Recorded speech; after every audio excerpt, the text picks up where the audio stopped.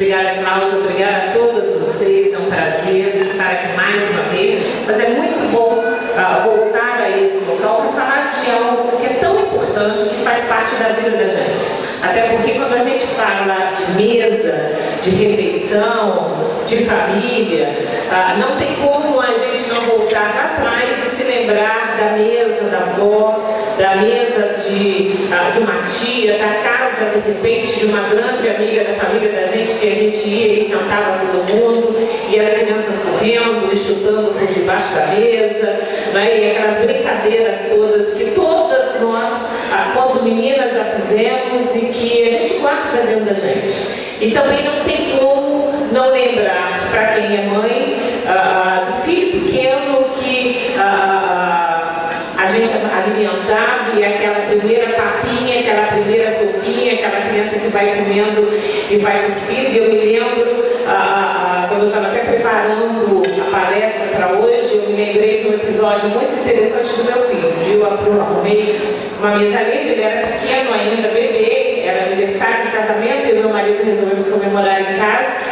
E aquele copo de cristal bem colocado, aquela taça, enfim, aquele jantar gostoso. No meio do jantar a gente olha para o meu filho, ele tinha, devia ter um ano e pouquinho, nem isso na realidade, devia ter uns 11 meses. Ele pegou o copo, foi levar o copo à mesa e resolveu dar uma mordida no copo.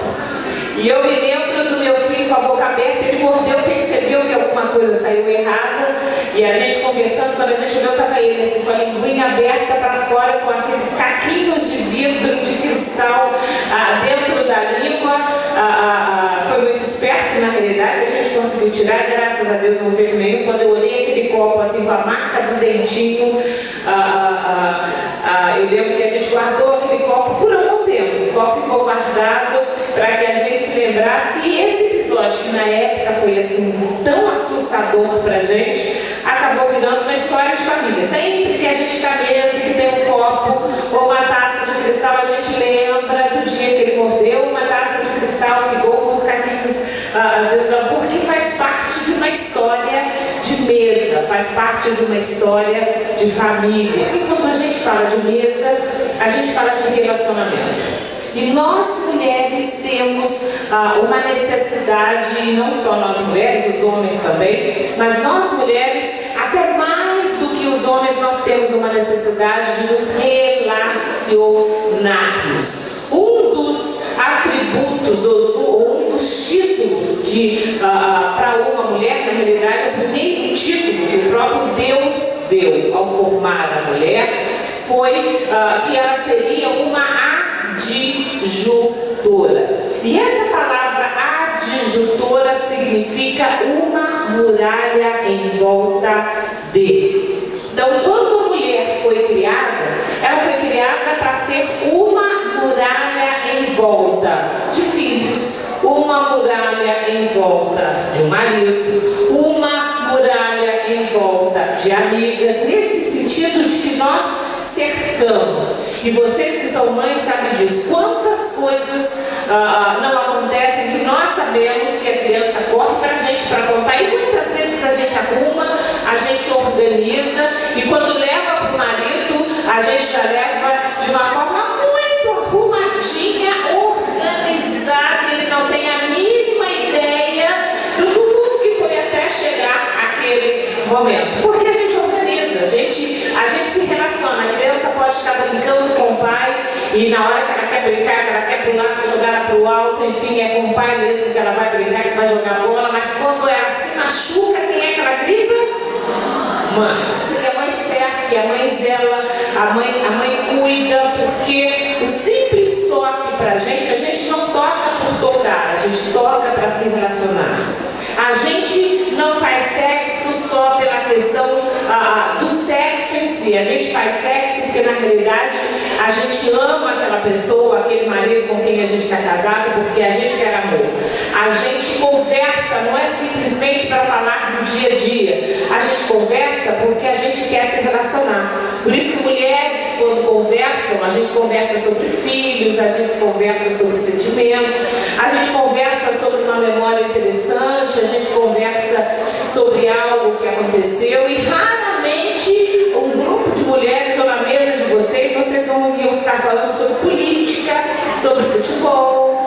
sobre quem saiu do time tal e foi para o time Y. Da unha a gente pode falar do cabelo, a gente pode dar dicas de manicure, a gente dá dicas de beleza, uma pega no cabelo da outra. A mulher faz isso, a mulher toca. Você nunca vai ver um homem arrumando o cabelo do outro, é raro. Se ver, desconfie. Quando nós, que somos, entre aspas, a rainha do lar, a dona da casa, a mãe, né? E mãe no sentido, exatamente no sentido da instrutora mesmo, que cerca, que protege, que está atenta, que percebe quando o filho fala bom dia, você percebe, acho que está ficando gripado. Quando o filho chega em casa e diz boa noite, está chegando no colégio, você olha para a carinha e diz, e hoje o dia não foi bom. É assim ou não é? Às vezes foi no telefone. Pela voz no telefone a gente já tem noção se está cansado, se está com fome, se está chateado, se aconteceu alguma coisa. Aí não adianta o marido tentar entender isso, que na grande maioria das vezes é a gente que está criando um castelo, uma situação que não existe, mas a gente percebe, a gente intui. Quando a gente tem uma casa e quando a gente forma uma família, a gente forma uma família para ter relacionamento. A gente forma uma família e ser mãe, guardar dentro do ventre uma criança por 9 meses, sentir aquela criança se mexendo dentro da gente, não sei quantas aqui estão grávidas agora, né? Mas é uma experiência que vale para a vida toda. Aquela criança vai crescer. E ao crescer, é claro, isso é até bom, que ela vai ter as vontades dela, ela vai definir a roupa que ela vai querer pegar do armário para vir ou para ir para o shopping, ela vai começar a se posicionar no menos perceber. Essa criança está crescida, ela tem o caderno dela, ela tem a cama dela, ela tem o televisor dela, muitas vezes tem o computador dela, o celular dela, ela tem o mundo dela dentro do nosso mundo, da nossa casa, do nosso apartamento.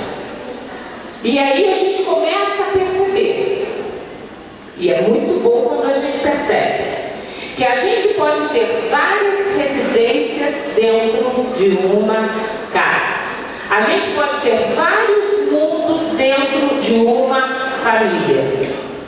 Várias pessoas com universos diferentes, com gostos diferentes, com horários diferentes, com propósitos diferentes dentro de uma mesma casa.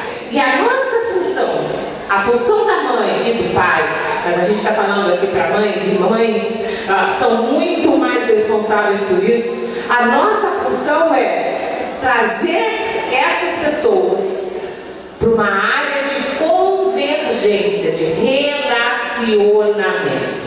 E aí, quando a gente fala da mesa como foco e como tema, nós estamos falando de uma peça que está cada vez mais em extinção.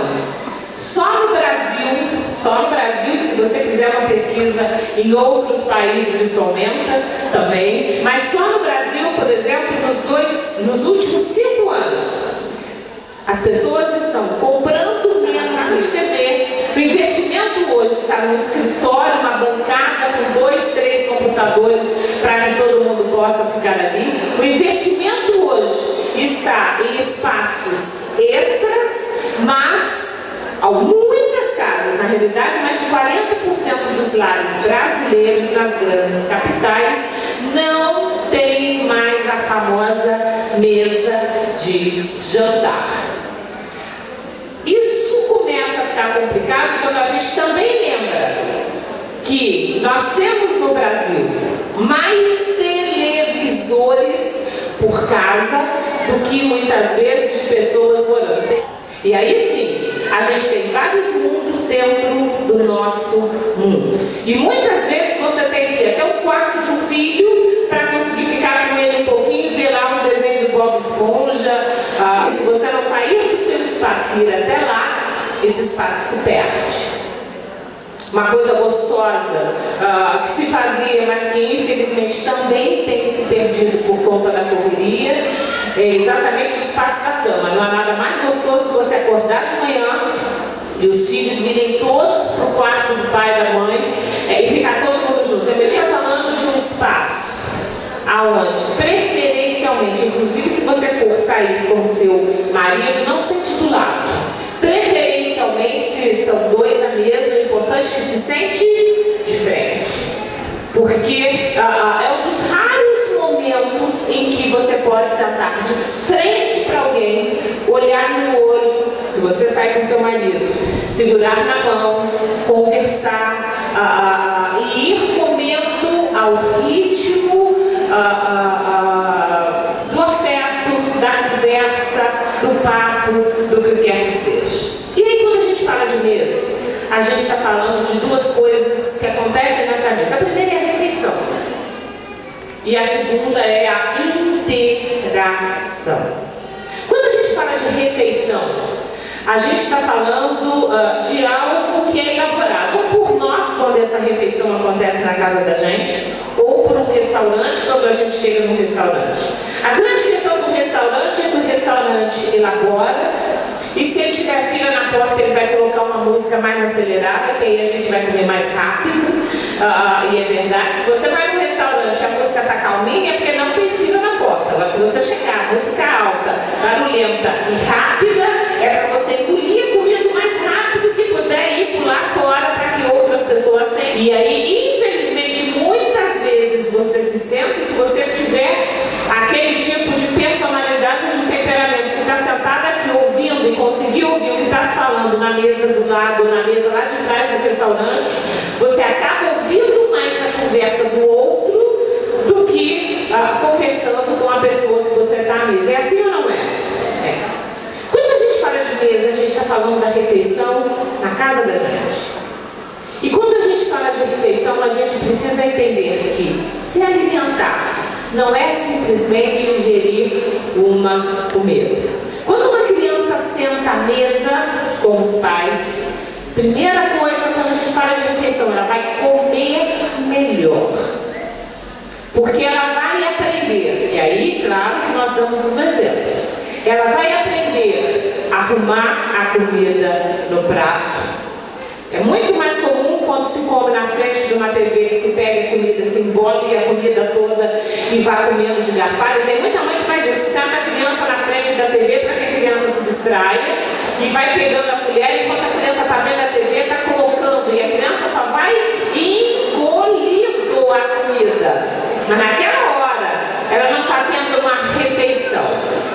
Quando a criança senta à mesa, ela aprende a distribuir o prato.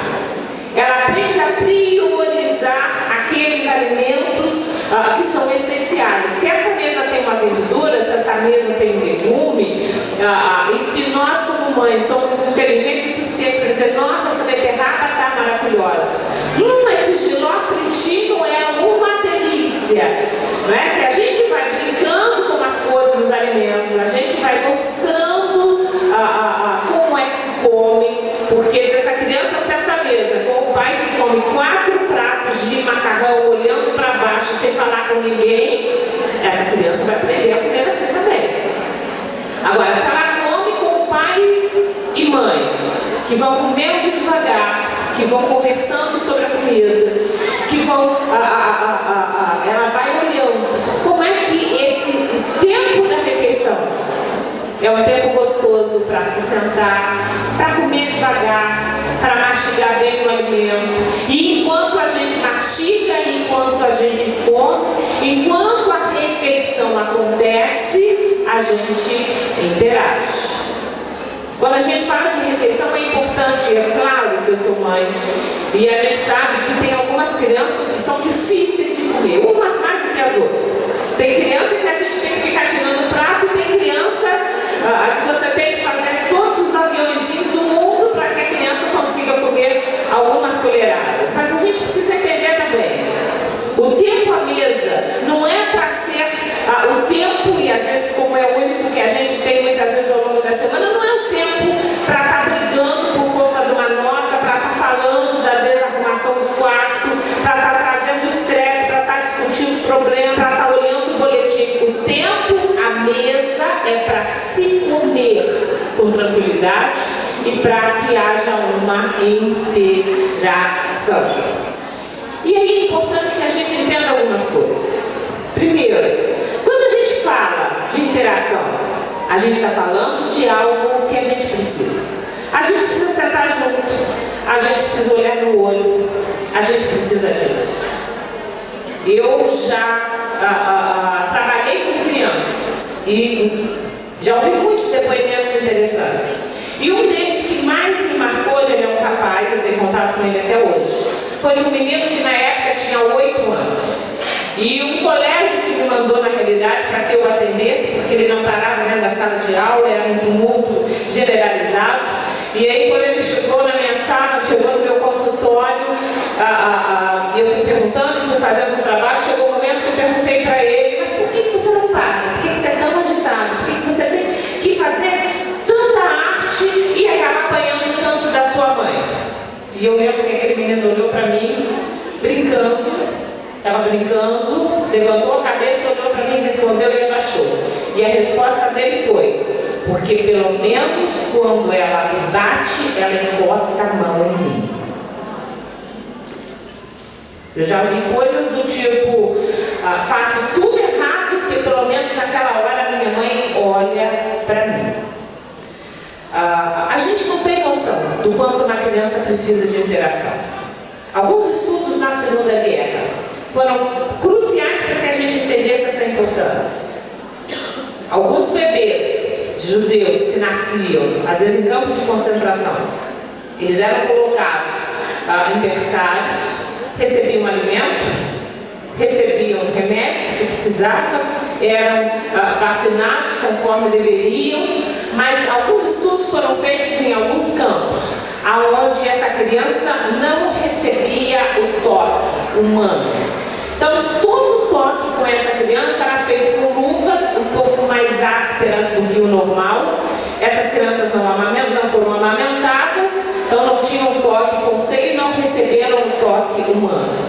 E esse estudo levou a alguns lugares em mais de 2 anos, levou mais de 2 anos. E o que se mostrou foi que, ao invés do cérebro dessas crianças, como a gente está falando de crianças de primeiro ano, dobrar de tamanho até 18 meses, como é o normal de qualquer bebê, o cérebro dessas crianças permaneceu no mesmo tamanho e alguns cérebros até diminuíram, atrofiaram. Não foi por falta de alimento, não foi por falta de cuidado, não foi por falta de vacina, por falta de toque, por falta de calor humano. Criança precisa do colo na primeira infância. Quando vai chegando em torno de 1 ano e 8 meses para 2 anos, precisa, não é mais só do colo, mas precisa da mão, precisa do afeto, precisa do carinho, precisa da massagem.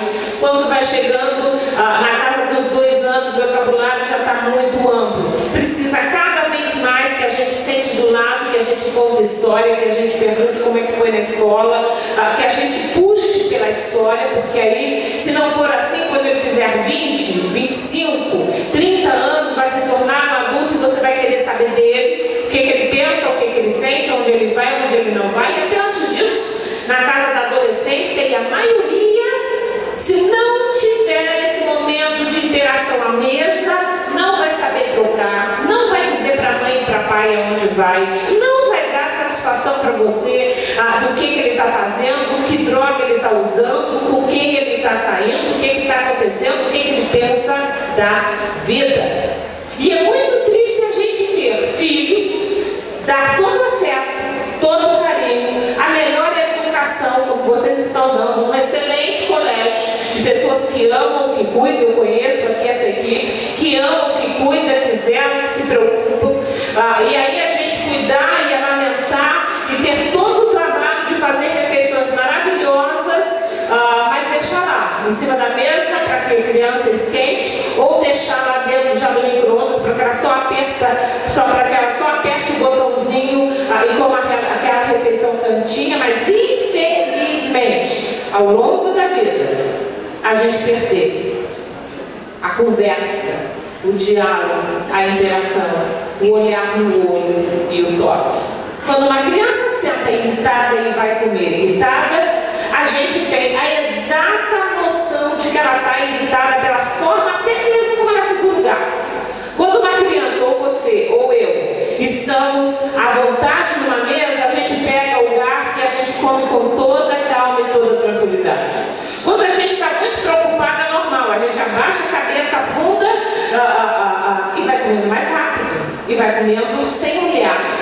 A gente não para mastigar. Nuances simples que uma mãe pode até perceber nos olhos de um adolescente, mas se ela não estiver conversando, ou se ela não vier ao longo dos anos interagindo, ela vai perder esse momento. A refeição, ela é importante.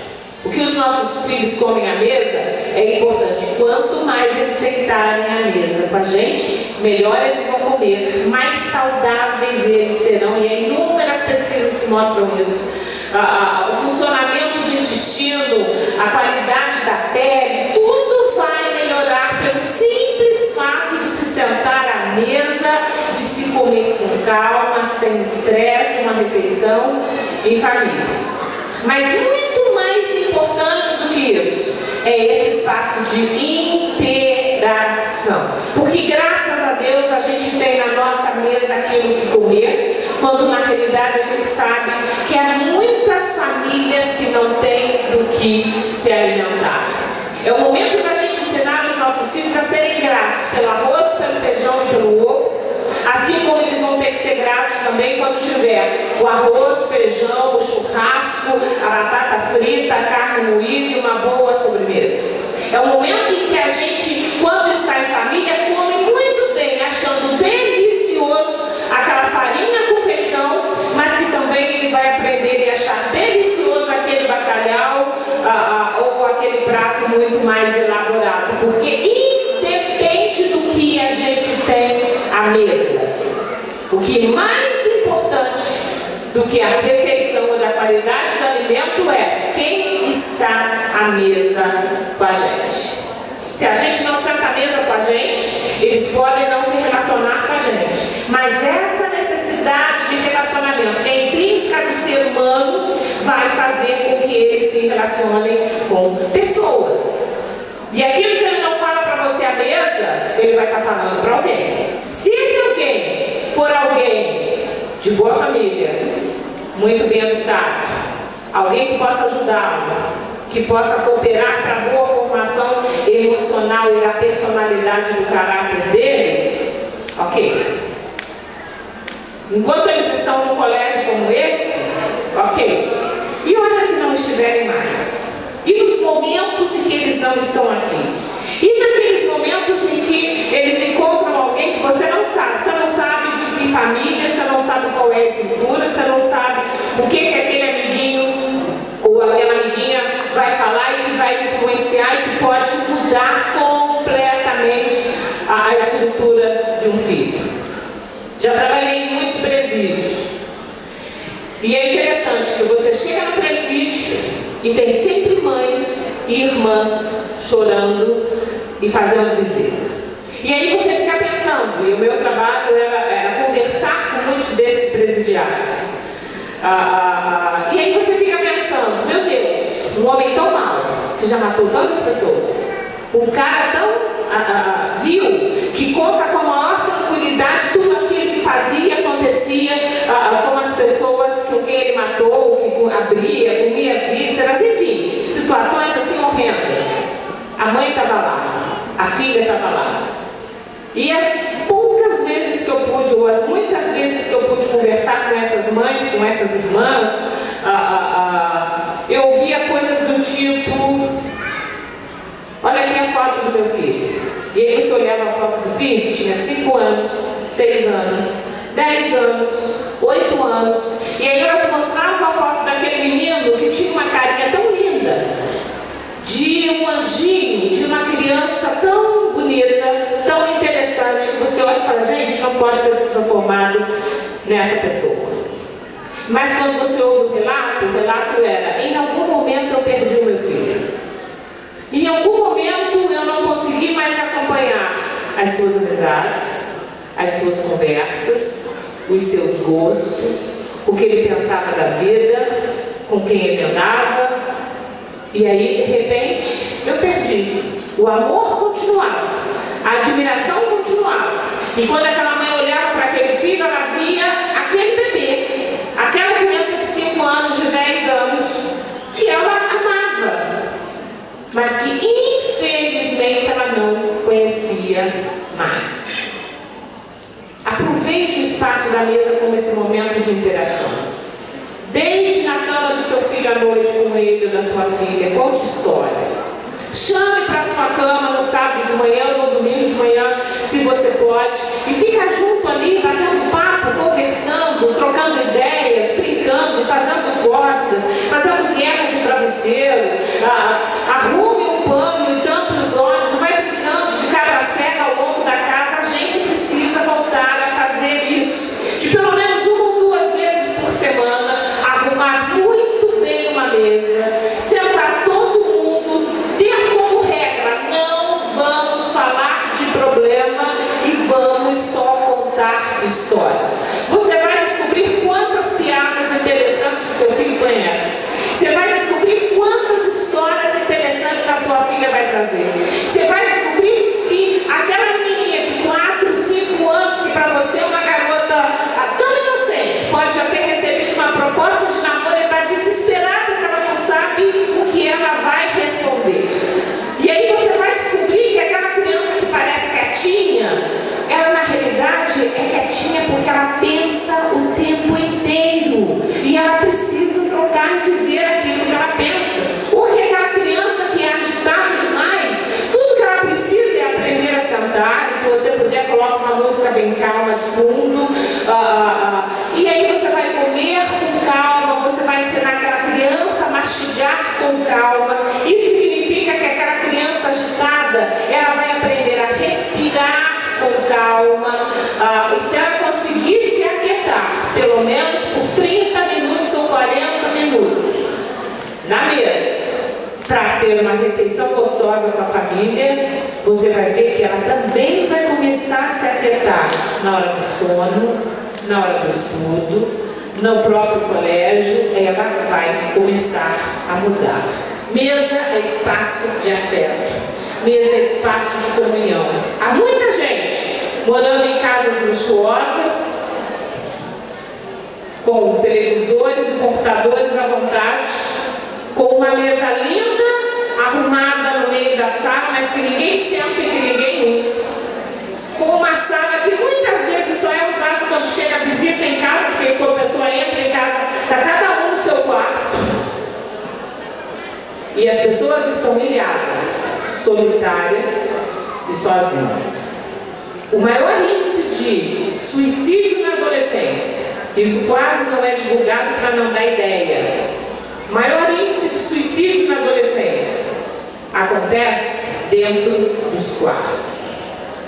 Não conseguiu sair do quarto, bater no quarto do pai e da mãe, bater no quarto dos irmãos para dizer: por favor, me ajudem, estou desesperado, quero tirar a minha vida. Se isso acontece, é porque não há interação.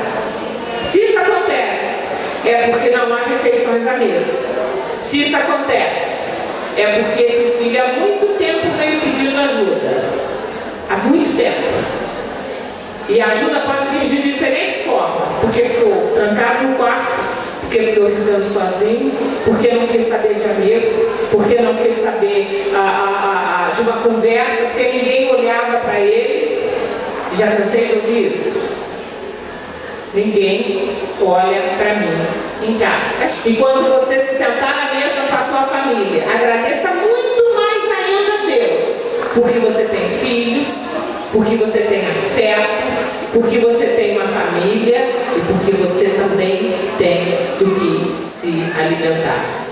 A mesa alimenta o corpo, mas alimenta a alma. Deus abençoe a todos em nome de Jesus.